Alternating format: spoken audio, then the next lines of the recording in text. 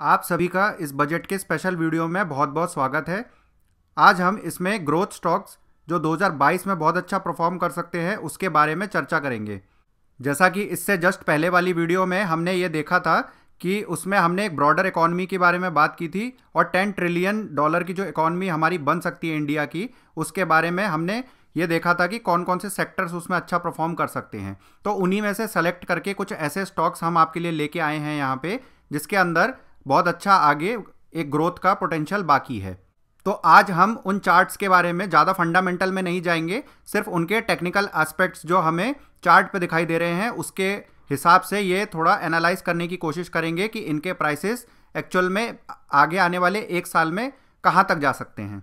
और इनमें जो मेन जो हमारे सेक्टर्स होने वाले हैं वो green energy, steel, electric vehicle से रिलेटेड जो हमारी थीम चल रही है, इसके अलावा सोलर एनर्जी और जो जितना भी हमारा वेस्टेज है उसको मैनेज करने के लिए या उसको रिसाइकिल करने के लिए जो अलग अलग कंपनीज जो वर्क कर रही हैं, एग्रीकल्चर के अंदर फर्टिलाइजर कंपनी है, केमिकल कंपनीज हैं, इनके बारे में भी थोड़ा सा हम विस्तार में इनको देखेंगे। तो चलिए आगे स्टार्ट करते हैं। सबसे पहली कंपनी है अडानी ग्रीन्स, जो अडानी रिन्यूएबल के नाम से इसकी वेबसाइट है। मैंने सबके वेबसाइट के स्क्रीनशॉट लगा दिए हैं ताकि आपको एक ओवरऑल आइडिया भी मिल जाए कि इनका काम कैसा है। इनके प्लांट की कुछ फोटोज भी मिल जाती हैं इनकी साइट पे, जिसको देख के इस चीज़ का कन्विक्शन बढ़ जाता है कि जो हम जिस कंपनी में पैसा लगा रहे हैं वो किस टाइप की कंपनी है, और कन्विक्शन भी उसके अंदर बहुत ज़्यादा बढ़ जाता है। तो ये वाली कंपनी देखिए, इनका मेन काम जो है वो सोलर पावर का है, विंड पावर का है और हाइब्रिड पावर, यानी इन दोनों के कॉम्बिनेशन से जो पावर बनता है उसके हिसाब से ये अपना वर्क करते हैं। और ये इस फील्ड में काम कर रहे हैं कि हमें कोयले की जरूरत ना पड़े, जैसा हमने पहली वीडियो में भी देखा था। और पेट्रोलियम से, इनसे जो हमारे अभी तक जो पावर जनरेट करने के जो सोर्सेज चले आ रहे हैं, ये उसको रिप्लेस करने की क्षमता रखता है और यही हमारा आगे का फ्यूचर हो सकता है। तो मार्केट इसको ऑलरेडी काफ़ी अच्छा वैल्यूएशन दे रही है। तो हम इसके चार्ट्स पे भी यदि हम देखेंगे तो हम ये पाएंगे कि जब से ये लिस्ट हुई थी कंपनी 2019 के बाद से इसने एक तरफा तेजी दिखाई है। कभी एक टाइम पे 200 रुपये का भी ये स्टॉक हुआ करता था और आज इसने लगभग 2000 रुपये का प्राइस टच कर लिया है और इसमें लगातार ही तेजी बनी हुई है। अब अगर इन्वेस्टमेंट पर्पज से बात की जाए तो ये ऑलरेडी अपने लाइफ टाइम हाई के पास है। तो यहाँ पे थोड़ा सा रिस्क रिवार्ड रेशियो जिसको बोला जाता है कि ये ऑलरेडी क्योंकि काफ़ी चल चुका है तो इसमें थोड़ी सी डाउन साइड रिस्क तो बनी रहेगी, पर ऐसा नहीं होगा कि इसमें बहुत ज़्यादा नीचे के डाउन साइड हम एक्सपेक्ट कर रहे हैं। इसको थोड़ा सा और जूम करके लोअर टाइम फ्रेम का चार्ट देखते हैं। इसमें भी हम देखेंगे कि 2022 के बाद में जो रिसेंट में जो तेजी आई थी उसके बाद यहाँ पे एक डिप आई है जो अभी रिसेंट में मार्केट में करेक्शन आई है। तो हम ये देख रहे हैं कि यहाँ पे एक रिवर्सल कैंडल सेटअप बना है। अगर आप ये नहीं जानते हैं कि रिवर्सल सेटअप क्या होते हैं और पैटर्न्स कैसे पहचाने जाते हैं तो इसके लिए बेसिक सीरीज़ हमारी एक बनी हुई है बेसिक ज्ञान की, उसके अंदर ऑलरेडी ये सारे पैटर्न्स कवर किए हुए हैं। उसी के आधार पर हम आपको ये सब चीज़ें बता रहे हैं। तो अभी जैसा कि ये देख के लगता है कि ये कुछ महीनों में ये ऊपर अगर निकलना शुरू होता है तो 2500 के लेवल तक भी आराम से जा सकता है।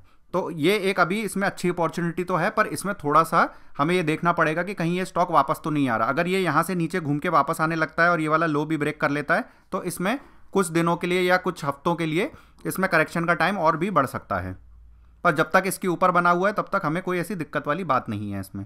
अगली कंपनी है अडानी पोर्ट्स एंड लॉजिस्टिक। अब क्योंकि जो भी इम्पोर्ट या एक्सपोर्ट्स होते हैं इंडिया में, जो कोस्टल एरिया में होते हैं, उसका जो सबसे बड़ा जो मेजर प्लेयर है वो अपने इंडिया में अडानी पोर्ट्स ही है और यहीं से ही सारा हमारा जो शिपमेंट है, इंपोर्ट एक्सपोर्ट, वो सब करता है ये। तो इसका काम सिर्फ पोर्ट तक ही सीमित नहीं है, साथ में लॉजिस्टिक का भी काम है। तो ये जो लॉजिस्टिक्स होते हैं इसके जरिए ये सामान की शिपमेंट वगैरह भी करता है। तो यदि मैं एक ओवरऑल व्यू देखने की कोशिश करूं कि 2012 से कैसे परफॉर्म किया था, तो स्टॉक पहले गया तो था ऊपर और इतने साल तक एक रेंज में ही रहा था। यहाँ पे देखिए कितनी बड़ी रेंज बनी हुई थी। उसके बाद कोविड के बाद से जब सारी कंपनियां ऊपर जा रही थी तो अडानी पोर्ट्स ने भी ऊपर एक ब्रेकआउट दिया था। 300-400 की रेंज में जो स्टॉक हुआ करता था वो 900 की रेंज में चला गया। अब हम ये देख रहे हैं कि पिछले एक साल से ये यहाँ पे एक कंसोलिडेशन पीरियड में है, यानी कि ये ना तो ऊपर जा रहा है और ना ही नीचे जा रहा है, ये एक रेंज में ही फंसा हुआ है। तो हम ये देखते हैं कि यदि कभी भी इस रेंज के ऊपर ये निकलने की कोशिश करेगा तो वहाँ पे हमारे लिए काफ़ी अच्छा एक अपॉर्चुनिटी इसमें बन सकती है। इसको थोड़ा और जूम करके देखते हैं। वही जो कंसोलिडेशन वाला जो एरिया था वो यही एरिया है। इसमें भी हम देखेंगे कि वही चीज़ हमको दिख रही है, पर यहाँ पर एक छोटी एक ट्रेंड लाइन यहाँ पे मैंने ड्रॉ करके रखा हुआ है। जब भी स्टॉक प्राइस इसके ऊपर जाके यहाँ पे सस्टेन करने लगेगा और यहाँ पे वॉल्यूम ज़्यादा आने लगेंगे तो इस चीज़ का ये इंडिकेशन दे देगा कि ये अभी ऊपर की तरफ जा रहा है। तो पहले टारगेट हम जो सोच के चल रहे हैं, कम से कम इसको यहाँ पे 1050 की रेंज में आ जाना चाहिए। फिलहाल के लिए यही ये जो माइनर सपोर्ट वाला एरिया है, इसके नीचे स्टॉक के आने के चांसेस अभी काफ़ी कम हैं। अगला स्टॉक है एपीएल अपोलो। एपीएल अपोलो ने गैल्वनाइज्ड पाइप और कंस्ट्रक्शन में जो यूज़ होने वाली पाइप्स होती हैं उसको बनाने में महारत हासिल की हुई है और ये एक मेजर प्लेयर है इस फील्ड में। ये स्टील के पाइप्स बनाता है और भी कई सारे इसके प्रोडक्ट हैं जो कि इसकी वेबसाइट पे जाके चेक किए जा सकते हैं। पर इनके जो ब्रांड एम्बेसडर हैं वो अमिताभ बच्चन जी भी हैं और इनके होर्डिंग्स भी हमें अक्सर जो है सड़कों पे देखने को मिलते हैं। तो ये एडवर्टाइज भी रिसेंट में इसने काफ़ी अच्छा किया है अपने ब्रांड का और ये बहुत ही अच्छा एक प्लेयर है। तो यदि कंस्ट्रक्शन वगैरह ये सब आगे जो इंफ्रास्ट्रक्चर बनेगा उसके अंदर जो भी स्टील पाइप्स वगैरह का जो यूसेज होगा उसके लिए ये एक मेजर कंपनी बन जाएगी और इसमें ऑलरेडी काफ़ी अच्छा ग्रोथ भी आया है पिछले साल में, पर आगे और भी ग्रोथ आने की संभावना है। तो हम यदि इसका बड़ा चार्ट देखते हैं 2014 से, तो हम देखते हैं कि पहले ये अच्छा खासा 100-200 की रेंज में जो स्टॉक हुआ करता था वो ये कोविड के बाद से सीधा निकल के 1000 की रेंज में पहुंच चुका है। और अभी हम देख रहे हैं कि रिसेंट में यहाँ पे एक कंसोलिडेशन फेज चल रहा है, यहाँ से स्टॉक काफ़ी टाइम से ऊपर नहीं जा पा रहा है। तो इसको हम जूम करके देखते हैं कि क्या चल रहा है इसमें हम यही देखते हैं कि एक एक्सपेंडिंग ट्रायंगल वाला एक पैटर्न यहाँ पे हमको दिखाई दे रहा है। उसके बाद भी स्टॉक जब ऊपर गया था तो वो जा नहीं पाया और वापस नीचे लौट के आ गया है। अभी यही वाला एक एरिया जो है इसके लिए एक मेजर सपोर्ट की तरह काम कर रहा है। यदि ये स्टॉक का प्राइस जो है यहाँ पे आके यहीं कहीं अगर रुक जाता है तो ठीक है, फिर इसमें ये चांसेस बन जाएंगे कि ये धीरे धीरे एक साल के अंदर ऊपर जाता हुआ 1300 के लेवल तक भी जा सकता है। पर यदि ये यहाँ से नीचे आने लगा तो हमें इस बात का इंडिकेशन मिल जाएगा कि ये जो पर्टिकुलर स्टॉक है इसमें और वीकनेस बढ़ सकती है। तो हमें इस लेवल को ध्यान में रखते हुए यदि इसमें इन्वेस्टमेंट करना चाहें तो इसको भी कंसीडर किया जा सकता है। अगला स्टॉक जो हमारा निकल के आ रहा है अपोलो हॉस्पिटल का। ये तो इंडिया की सबसे बड़ी हॉस्पिटल चेन है और इसके अंदर लगभग हर तरह का ट्रीटमेंट ये लोग करवा देते हैं और इसके अंदर ऑनलाइन फैसिलिटी और एक जो इससे पहले वाली वीडियो में ये बताया गया था कि एक यूएचआई जो यूनिफाइड हेल्थ इंटरफेस करके जो एक नया प्रोग्राम जो इंटरफेस गवर्नमेंट की तरफ से इनिशिएटिव में लिया गया है, ये उस पर भी वर्क कर रहे हैं और उसको इंटीग्रेट करने की कोशिश कर रहे हैं। इससे जो क्या होगा फ्यूचर में कि कोई भी पेशेंट आएगा तो उसकी हिस्ट्री ऑटोमेटिकली इनके वेबसाइट पे या इनके जो डेटा बैंक है उस पर अवेलेबल होगा। तो डॉक्टर्स को ये डिसीजन लेने में आसानी होगी बेस्ड ऑन जो पेशेंट का पास्ट रिकॉर्ड रहा है उसके हिसाब से। तो वो डॉक्टर एक अच्छी सलाह दे पाएंगे और ट्रीटमेंट भी अच्छे तरीके से हो पाएगा। इनके चार्ट्स पे चलते हैं तो हम यही देखते हैं कि 2008 से जब भी स्टॉक ऊपर चलना शुरू हुआ था तो ऑलमोस्ट ये अप ट्रेंड में ही बना हुआ है। बस यहाँ पे 15 से लेकर के 20 तक ये जो 4-5 साल का जो कंसोलिडेशन पीरियड था यहाँ पे इसने थोड़े नेगेटिव रिटर्न जरूर दिए थे, पर उसके बाद हम देखेंगे कि ये 1200 से 1600 की रेंज में जो स्टॉक हुआ करता था वहाँ से एक तरफा इसमें रैली हमने देखी है और अभी ये एक बहुत बड़े कंसोलिडेशन फेज में ही चल रहा है। इसको थोड़ा और जूम करके देखते हैं तो यहाँ पे हम ये पाएंगे कि जो स्टॉक ऊपर की तरफ जा रहा था यहाँ पे ये रिसेंट में ऐसे करेक्शन में नीचे की तरफ आया है और यहीं के पास इसका एक मेजर एक सपोर्ट एरिया है, क्योंकि यहाँ पे इसने पहले रेजिस्टेंस लिया था, यहीं पे सपोर्ट लिया था, तो ये भी एक सपोर्ट एरिया की तरह काम कर सकता है। तो प्राइस तो यहाँ पे बहुत अच्छे इसमें दिख रहे हैं कि यहाँ से अब ज़्यादा नीचे जाने का स्कोप यहाँ पे लग नहीं रहा है और अगर यहाँ से प्राइस रिवर्स होता हुआ ऊपर की तरफ जाता है तो कुछ महीने ऐसे ऐसे कंसोलिडेशन करके फिर ये स्टॉक ऊपर की तरफ निकल सकता है। तो हम ये एक्सपेक्ट करके चल रहे हैं इसमें 50 से 60% अगले एक साल में इसमें इसके स्टॉक प्राइस में ग्रोथ देखी जा सकती है, क्योंकि ये काम बहुत अच्छा कर रहे हैं। अगली कंपनी जो लाए हैं आपके लिए फैक्ट। ये एक सरकारी कंपनी है, इसका नाम है fertiliser and chemical Travancore limited. ये अलग अलग तरह के कॉम्प्लेक्स फर्टिलाइजर्स बनाते हैं और जो basic organic fertiliser, bio fertiliser ये सब ये बना के देते हैं। और इनके जो चित्र बने हुए हैं प्रोडक्ट के, इनकी वेबसाइट पे ये देखिए फैक्ट यूरिया करके है, यहाँ पे फैक्ट जिप्सम करके है, फैक्ट ऑर्गेनिक मैन्योर जो अपनी खाद वगैरह होती है उन सबको भी ये सप्लाई करते हैं और काफ़ी बड़ी कंपनी है ये और काफ़ी सालों से काम कर रही है इस फील्ड में। इसका प्रॉफिट भी काफ़ी अच्छा है और फ्यूचर में जैसे एग्रीकल्चर पे भी जैसे गवर्नमेंट का कोई ना कोई इनिशिएटिव आता रहता है और कुछ ना कुछ आगे डेवलपमेंट्स होते रहते हैं, तो एग्रीकल्चर तो हमारे इंडिया का एक बहुत बड़ा पार्ट है ही, तो उसमें ये बहुत बड़ा बेनिफिशियरी है और ये चीज़ इसके चार्ट्स पे भी साफ एविडेंट है। हम देख सकते हैं कि 2020 से स्टॉक प्राइस ऊपर की तरफ ही जा रहा था और अभी हम ये देख रहे हैं कि पिछले 6-7 महीनों से ही ये एक मेजर रेंज में ही फंसा हुआ है इस जगह पे। और उस समय हमने अपने प्रीमियम चैनल पे भी ये बताया था कि जब भी ये वाला ट्रेंड लाइन काट के स्टॉक ऊपर की तरफ जाएगा तो उसके बाद इसमें ये एक्सपेक्टेड टारगेट 3-4 महीने में आ सकते हैं। पर अभी तो जैसा इसमें देख के लग रहा है, और ब्रेकआउट तो इसमें आ ही गया था, पर यहाँ पे अभी स्टॉक एक रेस्टिंग पीरियड में है। तो यहाँ पे यदि इस जगह के आसपास का या इस एरिया का, ये जो जहाँ पे मैं सर्कल बना रहा हूँ, इस एरिया का यदि स्टॉप लॉस मान करके कि अगर इसके नीचे आएगा तो ये जो हमारी एक्सपेक्टेशन है ये गलत हो जाएगी। पर यदि इसके ऊपर ही बना रहा और ऊपर की तरफ निकलने लगा तो ये एक्सपेक्टेड टारगेट बहुत ज़्यादा दूर नहीं है। और ये नहीं है कि एक्सपेक्टेड टारगेट पे जाके स्टॉक जो है वहाँ से नीचे वापस आ जाएगा, यह है कि वहाँ पे भी फिर एक छोटी सी कंसोलिडेशन रेंज बना के फिर आगे जा सकता है। पर फिलहाल के लिए हम ये मान के चल रहे हैं कि अगले कुछ महीनों में ये वाले टारगेट आ सकते हैं इसके अंदर, तो इसको भी आप देख के चल सकते हैं। अगली कंपनी है ग्रीव्स कॉटन।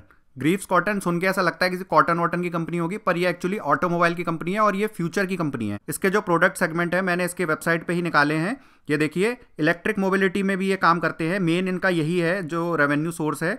ये 2 व्हीलर और 3 व्हीलर और जो ई रिक्शा वगैरह है वो सब ये मैन्युफैक्चर करवा रहे हैं। अपनी एक सब्सिडरी कंपनी है इनकी एम्पियर इलेक्ट्रिक के नाम से, उसके थ्रू करवाते हैं।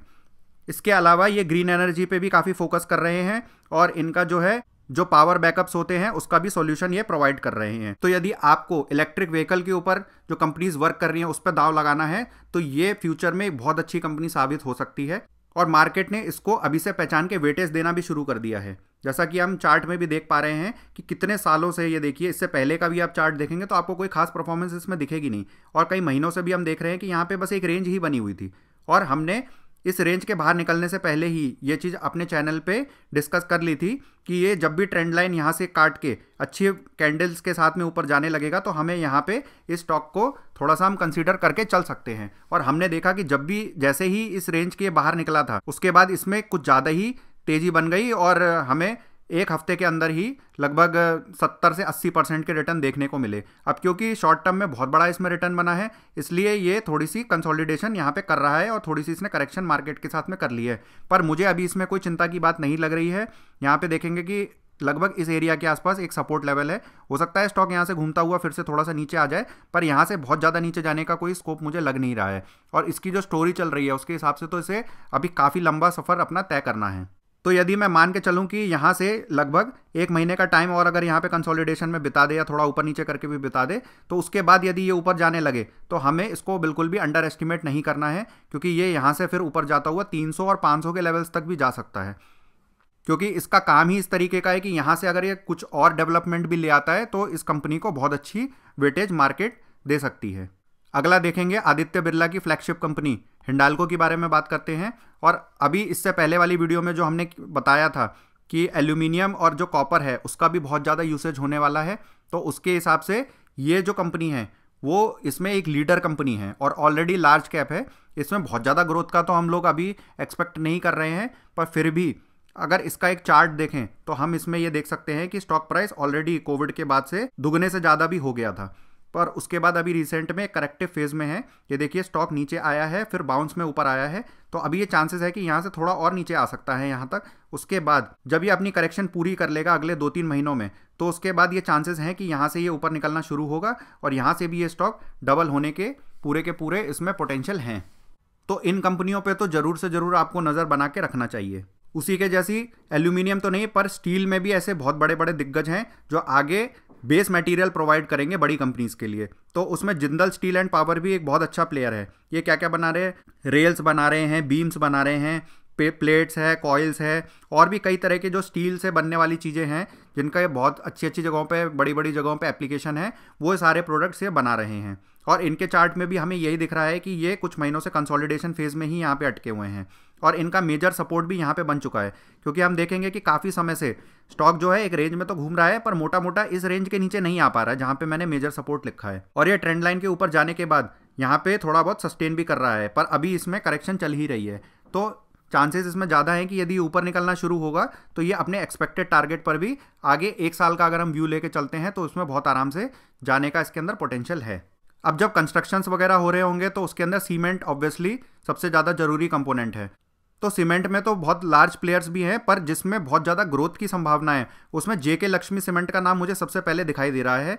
ये भी कई तरह के रेडी मिक्स कंक्रीट और बहुत तरह के प्रोडक्ट्स वगैरह बनाता है और इसके बारे में तो हम सब जानते ही हैं, ये कोई बहुत अननोन ब्रांड तो है नहीं। और इसके चार्ट से भी यही सेम चीज़ इंडिकेट होती है।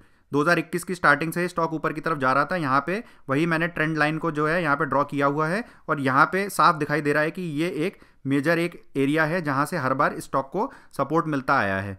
तो अभी भी यहाँ से ये थोड़ा बहुत ऐसे कंसोलिडेट करके यदि ये ट्रेंड लाइन को काट के ऊपर की तरफ जाने लगे और यहाँ पे हमें वॉल्यूम्स भी यदि हमें ज़्यादा दिखने लगे तो ये एक बेहतरीन स्टॉक हो सकता है जो आगे 1 साल के अंदर हो सकता है कि 50 से 60% तक के रिटर्न आपको दे दे। तो इस पर ज़रूर नज़र बना के रखिएगा। इस वीडियो में हमने बहुत सारे स्टॉक्स डिस्कस किए हैं, पर अभी और भी बहुत सारे स्टॉक्स बाकी है, तो एक वीडियो में बनाना ये सब पॉसिबल नहीं था। तो ये पार्ट 1 है। पार्ट 2 के अंदर आप जरूर देखिएगा उसको, उसके अंदर और भी कई सारे स्टॉक्स का जिक्र किया गया है और उनके अंदर हमने बजट से रिलेटेड या आगे आने वाले जिन सेक्टर्स में ग्रोथ की संभावना है उससे रिलेटेड स्टॉक्स डिस्कस किए हैं। तो आशा करता हूं कि आपको ये वाली वीडियो पसंद आई होगी। अगर आपको ये हमारी स्टडी करने का तरीका या हमारी एक्सप्लेनेशन आपको अच्छी लगती है तो इस वीडियो को लाइक कर दीजिए और हमारे चैनल को सब्सक्राइब भी कर दीजिए। अगर इसी तरह की और एनालिसिस आप पाना चाहते हैं तो आप हमारे फ्री टेलीग्राम चैनल को भी ज्वाइन कर सकते हैं या प्रीमियम चैनल को भी ज्वाइन कर सकते हैं। प्रीमियम चैनल के अंदर बहुत छोटी फीस हम लेते हैं और उसके अंदर आपको पर्टिकुलर केस टू केस जानकारी हम आपको स्टडी के माध्यम से बताने की कोशिश करते हैं कि हम किस तरह से उसमें स्टॉक के अंदर स्टडी करते हैं और क्या क्या उसमें हमें देखना चाहिए, जिससे आपको एक गाइड मिलती है। तो इसकी जो अगली वीडियो आने वाली है उसका लिंक जो है वो भी मैं इस डिस्क्रिप्शन में इसके डाल देता हूं और उसको आप जरूर देखिएगा। और जो हमारे टेलीग्राम चैनल का जो लिंक है या जो QR कोड है वो अभी आपके सामने आ जाएगा। Thank you and have a nice day.